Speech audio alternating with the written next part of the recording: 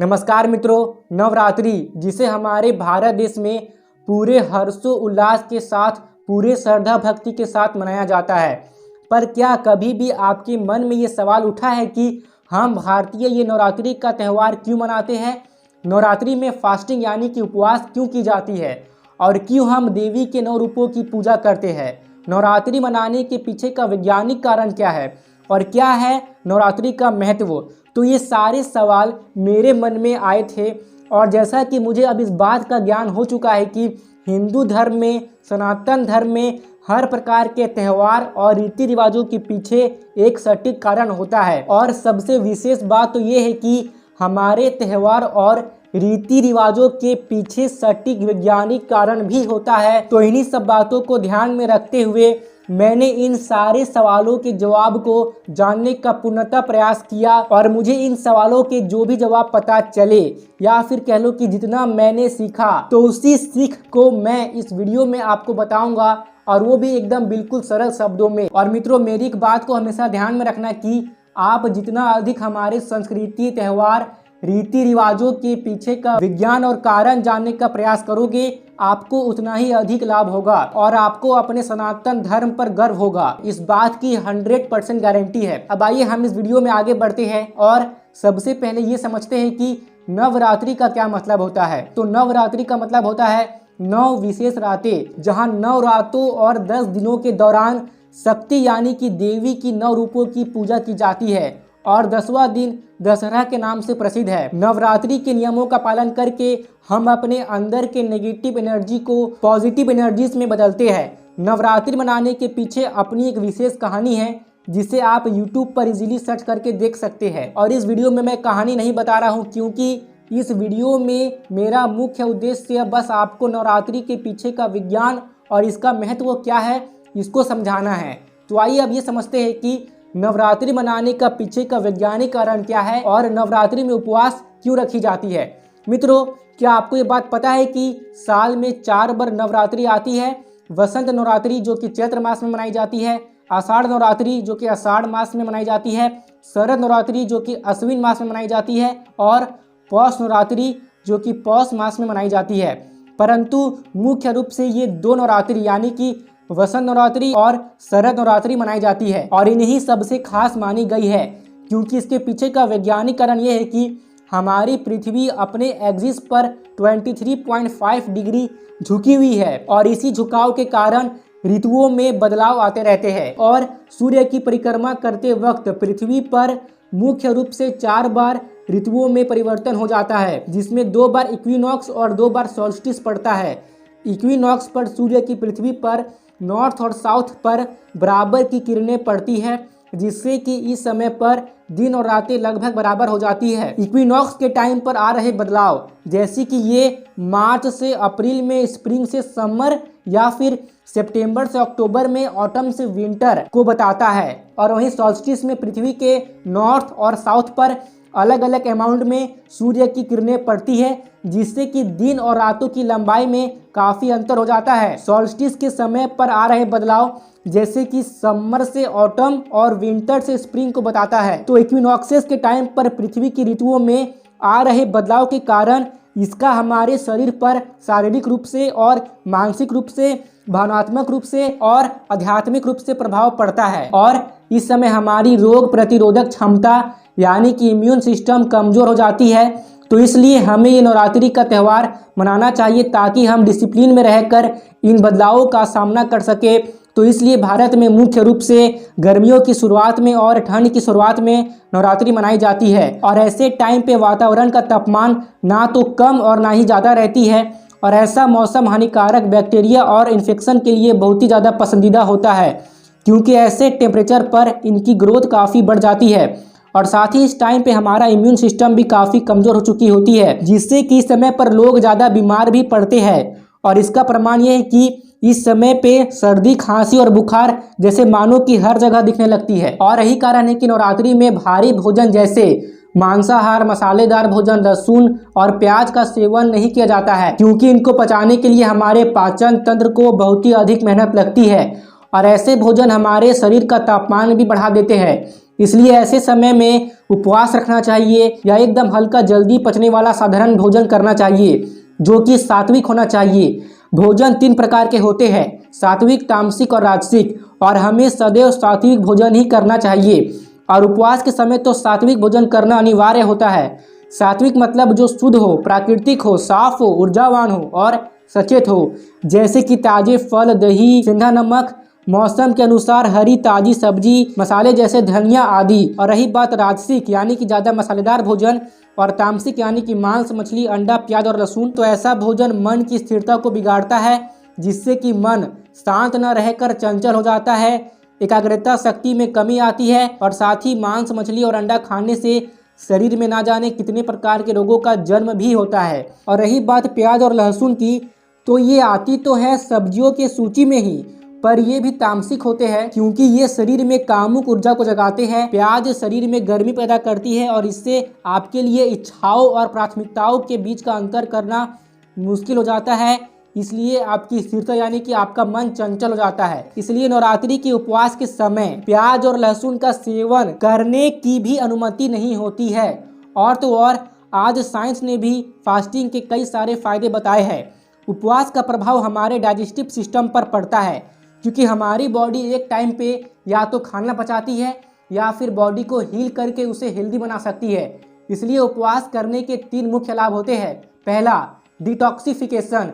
जब हम भारी खाना नहीं खाते हैं और हल्का भोजन करते हैं जैसे कि फल और सब्जियां, तो हमारे शरीर को ये भोजन पचाने में ज़्यादा मेहनत नहीं करनी पड़ती है और वो अपनी सारी ताकत हमारे इम्यून सिस्टम को मजबूत बनाने में और बॉडी में जमी विष यानी कि गंदगियों को बाहर निकालने में लगा देती है, जिससे कि हमारी बॉडी डिटॉक्स हो जाती है और हम इन्फेक्शन और बीमारियों से लड़ने के लिए और भी ज़्यादा मजबूत हो जाते हैं। और फास्टिंग करने का दूसरा फायदा ये है कि माइंडफुलनेस यानी कि खुद को समझना। जब हम साल में 2 बार फास्टिंग करते हैं तो इससे हमारी डाइजेस्टिव सिस्टम को आराम मिलता है और यही चीज़ें हमें खुद को समझने में मदद करती है। नवरात्रि में हमारी नेगेटिव एनर्जी काफ़ी कम हो जाती है, या फिर कह ले कि हम हर तरह से मुश्किलों का डट कर सामना कर सकते हैं और किसी एक चीज़ पर अच्छे से फोकस कर सकते हैं। फास्टिंग करने का तीसरा फायदा यह है कि सेल्फ कंट्रोल। आजकल के ज़्यादातर लोगों में सेल्फ कंट्रोल की बहुत ही ज़्यादा कमी होते जा रही है और जब बात खाने की आती है तो ऐसे मानो कि ये कंट्रोल शब्द कहीं गायब ही हो जाती है।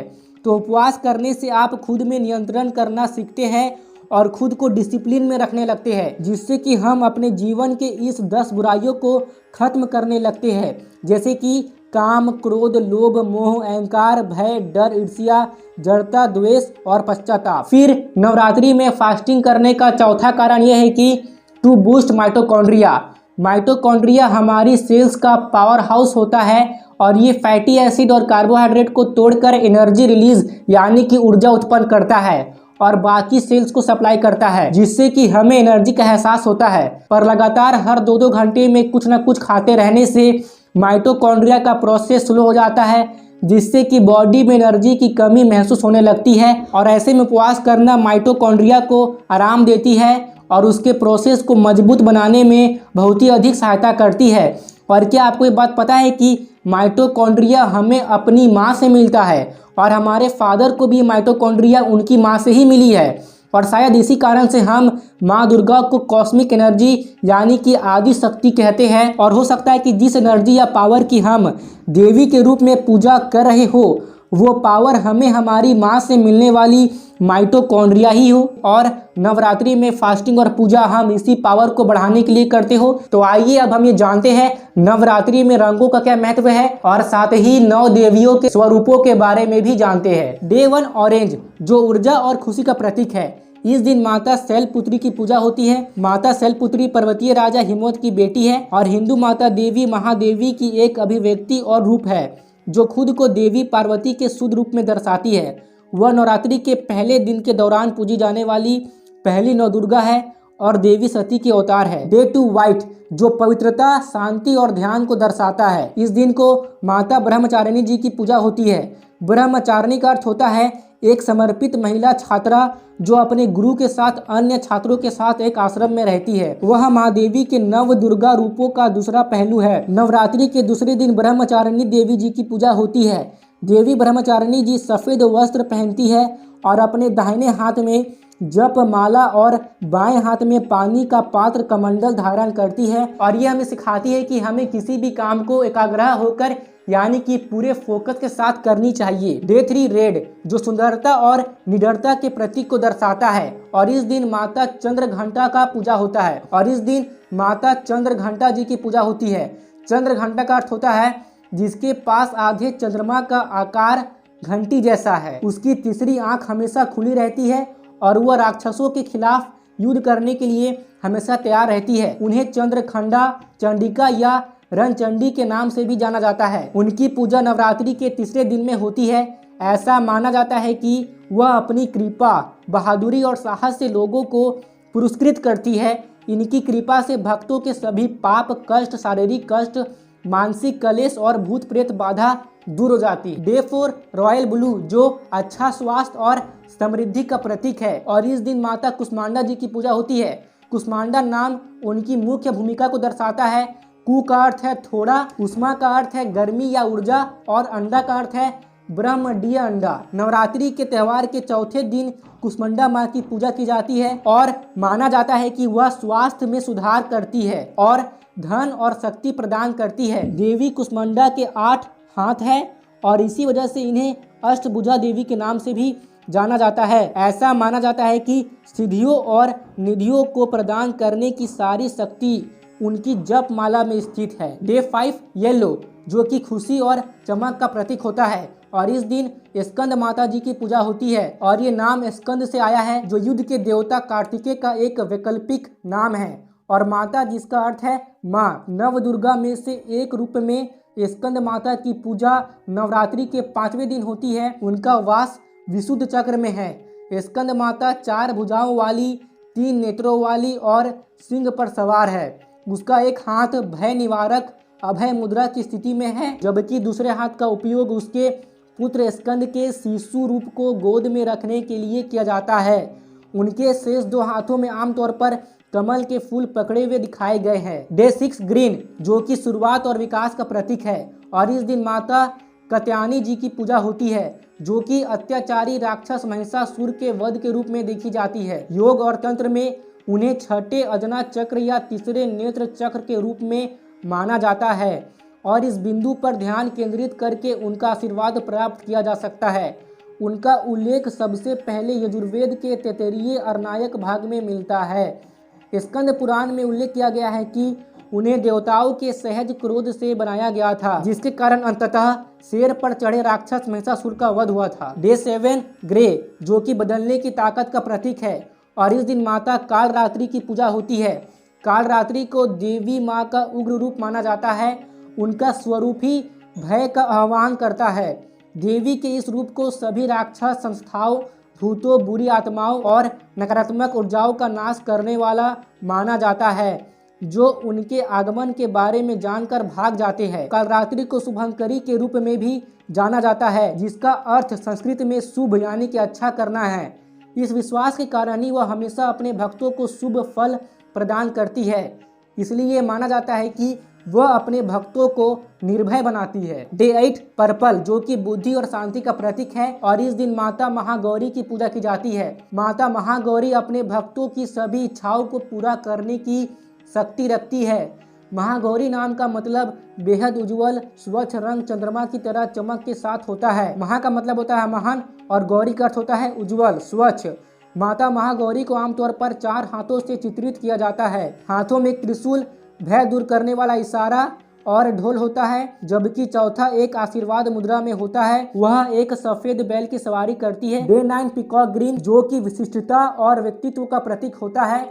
और इस दिन माता सिद्धिदात्री की पूजा होती है। सिद्धि का अर्थ होता है अलौकिक शक्ति या ध्यान क्षमता, और धात्री का अर्थ है दाता या पुरस्कार देने वाला। इस रूप में दुर्गा कमल पर विराजमान है और चतुर्भुज है। वह एक कमल, गदा, चक्र और शंख धारण करती है। सिद्धिदात्री माता अज्ञानता को दूर करती है और ज्ञान प्रदान करती है। तो यही थी 9 देवियों का स्वरूप, जो कि हमें सिखाता है कि अगर हमें अपने जीवन में आगे बढ़ना है तो हमें इन 9 देवियों के गुणों को अपने अंदर उतारना होगा, जिसे उतार कर हम अपने जीवन में अधिक सफलता को प्राप्त कर सकते हैं और अपने आध्यात्मिक जीवन में भी आगे बढ़ सकते हैं। और उनके गुणों को अपने अंदर उतार कर ही हमें उनकी भक्ति करने से उनका फल मिल सकता है। दोस्तों, नवरात्रि में अक्सर अलग अलग जगहों पर अलग अलग तरह के नृत्य किए जाते हैं, जैसे कि गरबा, डांडिया एक्सेट्रा।